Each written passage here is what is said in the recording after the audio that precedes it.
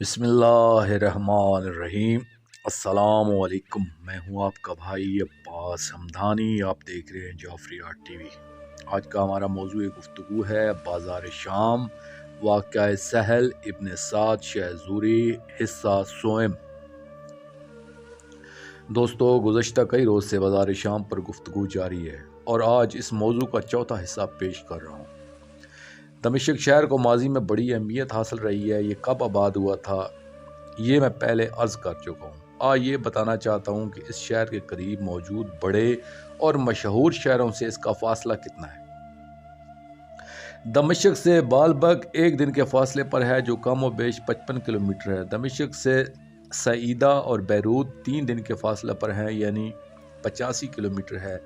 دمشق سے اقصی اور الغوطہ 1 دن، حوران 2 دن، حمص 4 دن، حما 6 دن، بیت المقدس 7 دن، مصر 18 دن، غزہ 8 دن، حلب 10 دن کے فاصلے پر ہیں۔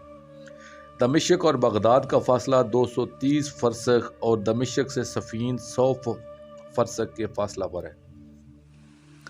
یہ ملک شام ہمیشہ کیسر روم کے ماتحت رہا۔ معاویہ ابن ابو سفیان کے دور تک روم کو خراج دیا جاتا تھا۔ یہ خراج 1 سال زر خالص کی شکل میں اور 1 سال مسلمان لڑکیوں کی شکل میں ادا ہوتا تھا، مگر یہ بات راز کے طور پر عام لوگوں سے مخفی رکھی جاتی تھی۔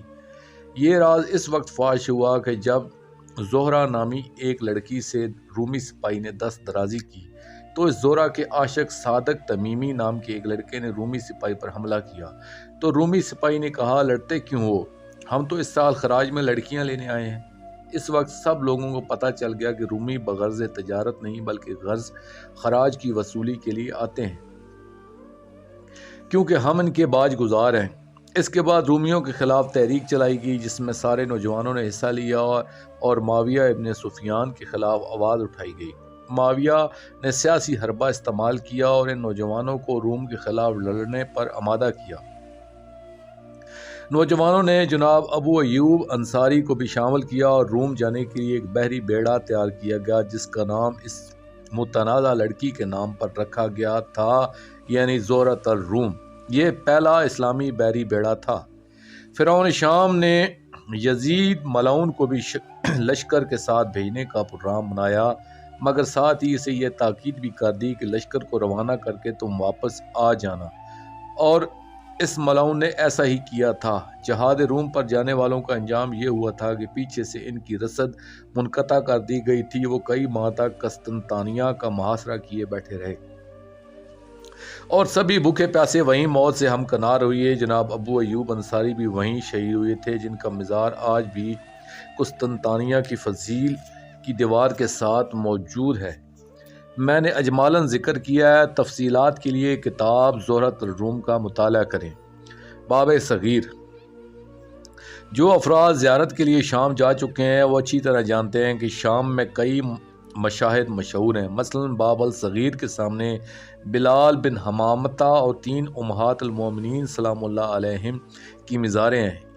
یہیں پر بی بی ام الحسن صلوات اللہ علیہا بنت امام جعفر صادق علیہ الصلوۃ والسلام اور جناب فضہ سلام اللہ علیہا کی مزاریں بھی ہیں۔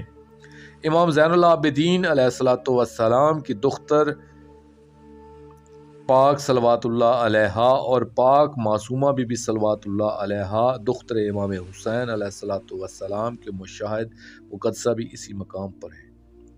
آج اس مقام کو قبرستان غریباں یا قبرستان مسافراں کہا جاتا ہے۔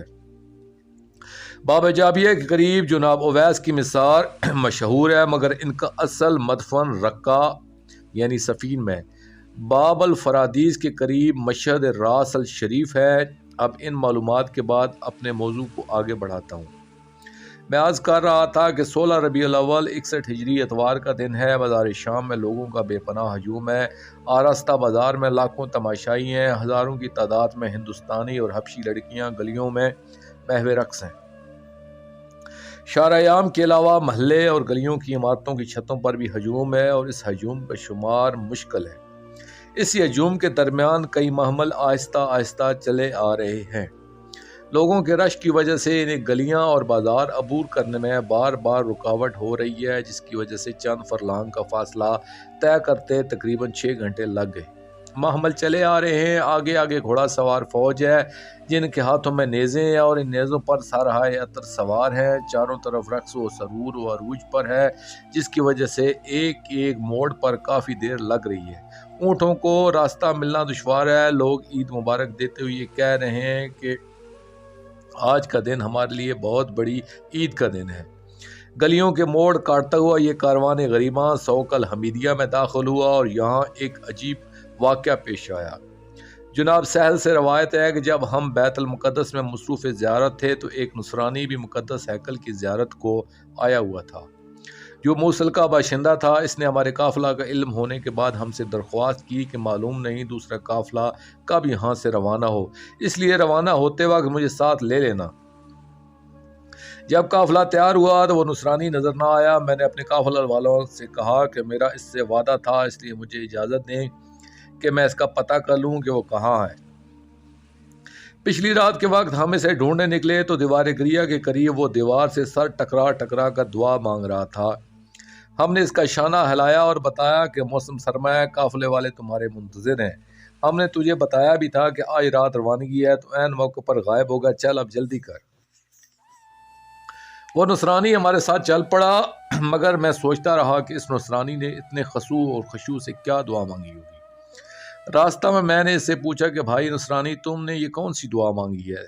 تیری گریہ ازاری کو دیکھتے ہوئے مجھے یقین ہے کہ یہ دعا ضرور قبول ہوئی ہوگی، مگر تو نے مانگا کیا تھا؟ اس نے بتایا کہ آخری رات میں نے مقدس ہیکل کے ہر مقام پر یہی دعا مانگی کہ اے خداوند یسوع مسیح، میں اپنی زندگی گزار چکا ہوں، اب مجھے موت آئے تو راہ حق میں قربانی کی شکل میں آئے، اور خود مجھے بھی یقین ہے کہ میری دعا قبول ہو چکی ہے۔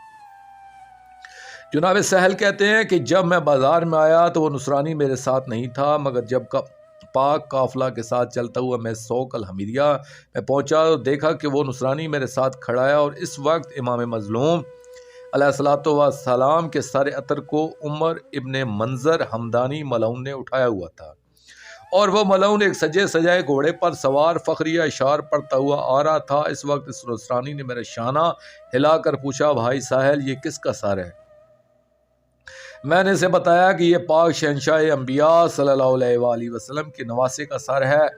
میں نے بات کو ٹالنے کی کوشش کی، مگر عین اسی لمحے امام مظلوم علیہ الصلوۃ والسلام کے لب مبارک متحرک ہوئے اور ایسی آواز آئی جس طرح قرآن کی تلاوت سے قبل کوئی قاری اپنا گلا صاف کرتا ہے۔ اس کے بعد لبوں کی جنبش سے قرآن کی یہ آیت فضا میں بلند ہوئی، لہا تحسبن اللہ غافلا اما یعمل الظالمون، یہ گمان نہ کرنا کہ ظالمین کے اعمال سے خدا بھی غافل ہے۔ اس وقت اس نصرانی نے دوبارہ میرا شانہ ہلایا اور سر عطر کی قسم دے کر پوچھا کہ بتاؤ یہ کس کا سر عطر ہے؟ یہ تو کوئی فخر مسیح ہے۔ جناب عیسیٰ علیہ السلام نے خود مردے زندہ کیے تھے، اگرچہ صلیب پر ان کا سارا جسم موجود تھا، مگر وہ خود نہیں بولے تھے۔ یہ کون سی ہستی ہے جو بغیر جسم کے کلام کر رہی ہے؟ جب اس نے مجھے قسم دی تو میں نے روتے ہوئے بس اسے بتایا کہ ہمارے پاک نبی صلی اللہ علیہ وآلہ وسلم کی پاک دختر صلوات اللہ علیہا کے چھوٹے فرزند مولا امام حسین ابن علی علیہ الصلوۃ والسلام کا سر عطر ہے۔ یہ سننے کی دیر تھی کہ خالق نے اس کی آنکھوں سے حجاب ہٹا دیے، اس کے مقدر کا ستارہ چمکا، خوش نصیبی نے بڑھ کر اسے گلے لگایا۔ اس نے اپنی جاگتی آنکھوں سے ملائکہ کی صفوں میں جناب عیسیٰ علیہ السلام کو سر میں خاک ڈالے روتے ہوئے دیکھا۔ اس نے اپنے لباس میں کہیں تلوار چھپائی ہوئی تھی۔ یہ ساری باتیں سن کر وہ امام مظلوم علیہ الصلوۃ والسلام کے سر عطر کی طرف چل پڑا۔ ہجوم کو عبور کرتے ہوئے یہ نصرانی اس مقام پر جا پہنچا کہ جہاں امام مظلوم علیہ الصلوۃ والسلام کے سر عطر کا نیزہ زمین میں گڑا ہوا تھا۔ اس نیزہ کو تھام کر اس نے بلند آواز میں کہا، یا ابن رسول اللہ، میں گواہی دیتا ہوں کہ آپ بھی حق پر ہیں اور آپ کا اللہ بھی پر حق ہے، آپ کے پاک نانا بھی رسول اللہ صلی اللہ علیہ وآلہ وسلم پر حق ہے، اور آپ کا دین بھی حق ہے۔ رو رو کر اس نے یہ شہادتیں دیں۔ اس کے بعد فوراً اس نے گریبان سے تلوار نکالی اور اللہ اکبر کا نعرہ بلند کر کے عمر ابن منظر ہمدانی ملعون پر حملہ کر دیا۔ پہلے ہی وار میں اسے واصل جہنم کیا، پھر فوج شام پر حملہ کر دیا اور کافی سارے ملائین کو جہنم کا راستہ دکھایا۔ کئی گھوڑے سوار گھوڑوں سمیت دوزخ کا ایندھن بن گئے، مگر یہ غریب تنہا تھا۔ ادھر شام کی فوج نے مل کر حملہ کر دیا۔ بازار میں افراتفری مچ گئی۔ سہل کہتے ہیں کہ اس ہنگامہ آرائی میں اور تو کچھ نظر نہیں آیا، مگر جب فوجیں ایک طرف ہوئیں تو سنگلاخ زمین پر خاک و خون میں غلطان اس نصرانی کی لاش کے ٹکڑے نظر آئے۔ اس طرح وہ نصرانی اپنی منزل حق پر پہنچ کر معراج سعادت پر فائز ہوا۔ انا للہ و انا الیہ راجعون۔ اس ہنگامے کے وقت پاک فاتح شام بی بی صلوات اللہ علیہ نے پاک دائی سے پوچھا کہ یہ کیسا شور ہے؟ دائی پاک نے جواب دیا کہ ایک نصرانی نے آپ کے مظلوم بھائی صلوات اللہ کہ حضور اپنی جان کا نذرانہ پیش کیا ہے۔ اس وقت پاک معظمہ بی بی صلوات اللہ علیہ نے ایک آہ سرد بھری اور فرمایا کہ تعجب کا مقام ہے کہ نصرانی عظمت دین کے لیے جان کے نذرانے دے رہے ہیں، اور جو کلمہ گو کہلاتے ہیں وہ ناموس محمد صلی اللہ علیہ وآلہ وسلم کے ساتھ جو سلوک کر رہے ہیں وہ تم دیکھ رہی ہو۔ واقعہ اختل حلبی۔ تاریخ بتاتی ہے کہ جب ملعون شام قافلہ پاک کا استقبال دے کر فارغ ہوا تو اس نے قصر اخضر میں آ کے محفل جمائی۔ دوران محفل اذان ظہر ہوگی، اس نے جلدی تیاری کر کے فوراً مسجد میں آ کے نماز پڑھائی۔ اس وقت تک تسلیم و رضا کا مقدس کاروان جامع مسجد کے دروازے پر پہنچ چکا تھا۔ جب یہ ملعون نماز سے فارغ ہوا تو ایک ملعون خطیب نے اپنا خطبہ شروع کر دیا، جس میں اس ملعون خطیب نے بنو امیہ کی مدح سرائی کی اور اہل بیت اطہار علیہم السلام کے بارے میں زبان درازی کی۔ خدا اس ملعون پر لعنت کرے۔ جب خطبہ ختم ہوا تو ملعون شام واپس اپنے قصر میں آیا۔ ابھی اس نے کھانا کھانا تھا۔ محل میں اس کے آنے سے پہلے سارے مروانی، عثمانی اور ابو سفیانی ملائین اور روسائے شام جمع تھے۔ وہ بڑے حال میں ریشمی قالین بچھائے تکیوں کی ٹیک لگائے بیٹھے تھے اور انہوں نے ایک محفل مشاعرہ کا اہتمام کیا ہوا تھا، کیونکہ ملعون شام کی فتح کی خبر سن کر حلب کا ایک شاعر اختل حلبی آیا ہوا تھا۔ دوسرے شعراء کی طرح اس کا پیشہ بھی کسی رئیس یا حاکم کی شان میں قصیدہ گوئی تھا اور اسی پر اس کی گزر اوقات تھی۔ جب اختل حلبی نے ملعون شام کی فتح کی خبر سنی تو یہ بھی ایک قصیدہ لکھ کر شام کے محل میں حاضر ہوا کہ 4 پیسے مل جائیں گے۔ جب ملعون شام محل میں آیا تو سب لوگ تعظیماً کھڑے ہوئے۔ اس نے پوچھا کہ یہ آج نیا انتظام کیا ہے؟ اس سے اہل محفل نے بتایا کہ یہ حلب کا بہت مشہور شاعر اختل ہے، یہ آج تک ایک قصیدہ لکھ کر لایا اور تیرے سامنے پیش کرنا چاہتا ہے، اس لیے ہم نے یہ انتظام کیا ہے۔ ملعون نے کہا تم لوگ بیٹھو، میں ابھی آتا ہوں۔ یہ کہہ کر ملعون محل کے اندر گیا۔ سارے لوگ انتظار کرنے لگے۔ تھوڑی دیر بعد یہ ملعون محل کے اندر سے ظاہر ہوا۔ دائیں بائیں 2 سیاہ فام غلام ننگی تلواروں کے ساتھ اور پشت پر بھی 6 یا 7 دوسری حبشی غلام تھے، اس طرح بے نیام تلواروں کے ساتھ چل رہے تھے۔ اس ملعون نے سیاہ رنگ کی ریشمی عبا پہنی ہوئی تھی، سر پر سنہری تاج تھا۔ اہل محفل دیکھ کر پھر تعظیماً کھڑے ہوئے۔ یہ ملعون متکبرانہ انداز میں آہستہ چلتا ہوا صدر محفل کی مسند کے قریب آیا۔ سب ملائین کو بیٹھنے کا اشارہ کیا، پھر خود بھی مسند پر بیٹھ گیا۔ کتب تاریخ کے مطابق یزید ملعون خود بھی نصیب یعنی عشقیہ یا مجازی شاعری کا دل دادا تھا اور خود بھی شاعر تھا اور عاشق مزاجی میں تو مشہور تھا۔ جب سب ملائین بیٹھ گئے تو اس نے ہاتھ کے اشارے سے اختل حلبی کو قصیدہ سنانے کا حکم دیا۔ اختل حلبی نے اپنا قصیدہ شروع کیا، جس میں بنو امیہ کے سارے ملائین کی مداح تھی اور آل اللہ کے پاک افراد کے خلاف بکواس تھی۔ اس وقت سارے خوشامدی درباری ہر شعر پر اچھل کر داد دے رہے تھے۔ واہ واہ آفرین کے نعروں سے پورا حال گونج رہا تھا۔ ادھر شاعر کو بے تحاشا داد مل رہی تھی اور یہ ملعون تکیے کی ٹیک لگائے اہل دربار کی حماقت و شامت پر زیر لب مسکرا رہا تھا۔ حلب کا شاعر حرزہ سرائی میں مصروف تھا کہ اچانک قصر کے صدر دروازے پر ایک شور بلند ہوا، جسے سن کر ساری محفل پر سکتہ طاری ہو گیا۔ خاموشی کے عالم میں اس نے ایک غلام کو اشارہ کیا کہ جاؤ اور پتہ کر یہ شور کیسا ہے۔ غلام دوڑ کر گیا اور فوراً واپس آ کر بتایا کہ صدر دروازے پر تشتیہ غلام آئے ہیں، ان کے ہاتھوں میں امام مظلوم علیہ السلام کا سر ہے جسے وہ پیش کرنا چاہتے ہیں۔ لوگ سر عطر کی زیارت میں مصروف ہیں، یعنی کہ آوازوں کا شور ہے۔ اس دور میں بادشاہوں کے دربار میں آنے والے تحائف بڑے بڑے تشت زری میں رکھ کر پیش کیے جاتے تھے۔ اس ملعون نے بھی تشتیہ غلاموں کا ایک دستہ بنایا ہوا تھا جو ہمیشہ سرخ لباس پہنتے تھے اور تحائف کو تشت میں سجا کر اس ملعون کے سامنے پیش کیا کرتے تھے۔ ملاؤن نے کہا کہ انہیں کہو تھوڑی دیر انتظار کریں کیونکہ میں نے ابھی کھانا کھانا ہے اور یہ محفل شعر بھی جاری ہے۔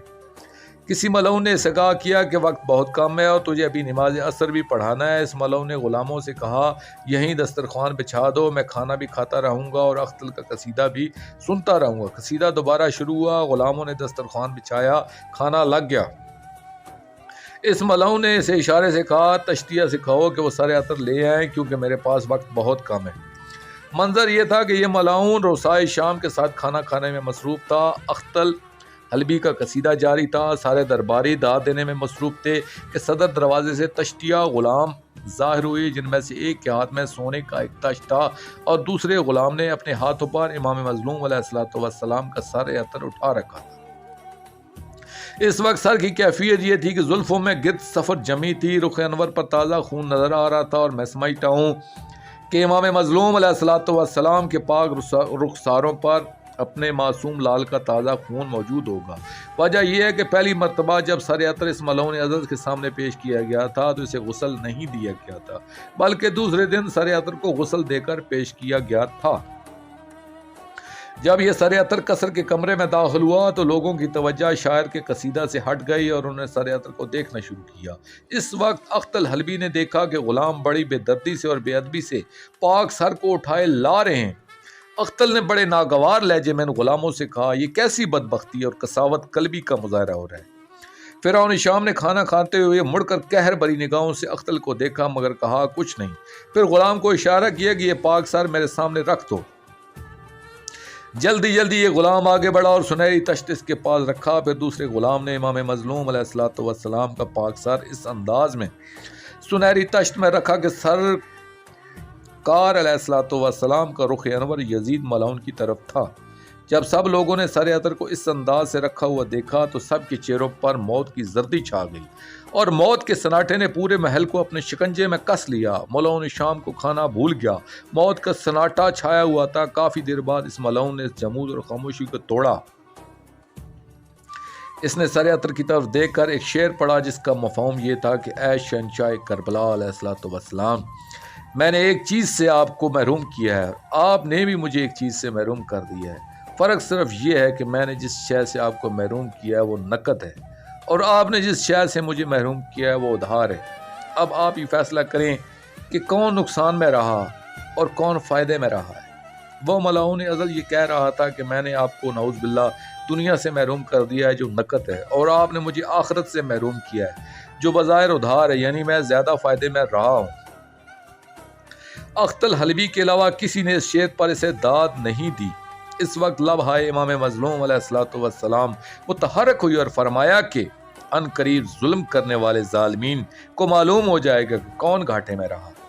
ان حالات میں ملعون شام نماز عصر پڑھانے نہ جا سکا بلکہ محل میں آ کے سو گیا اور نماز مغرب کے بعد اس کی آنکھ کھلی۔ اس دوران ملکہ عالمین صلوات اللہ علیہا کی پاک بیٹیوں بہو صلوات اللہ علیہن مسجد کے دروازے پر پیشی کے انتظار میں کھڑی رہیں۔ اس ملعون نے پیغام بھیجا کہ آج میں مسجد میں نہیں آؤں گا، اس لٹے ہوئے قافلہ کو کل میرے سامنے محل میں پیش کیا جائے۔